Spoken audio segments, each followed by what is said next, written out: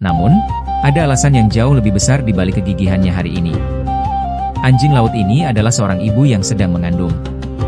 Ia harus segera naik ke atas permukaan es untuk menunaikan tugas paling sakral dalam hidupnya. Di atas hamparan es putih yang dingin, sebuah kehidupan baru lahir ke dunia. Dengan berselimutkan darah dan plasenta, bayi anjing laut kecil itu keluar dari rahim ibunya yang hangat, langsung jatuh ke atas permukaan es yang bersuhu minus 40 derajat. Bayangkan, baru saja lahir, makhluk kecil ini sudah harus menghadapi perubahan suhu ekstrim hingga 80 derajat Celcius. Ujian hidup dan mati bagi bayi yang matanya bahkan belum terbuka sepenuhnya ini, baru saja dimulai.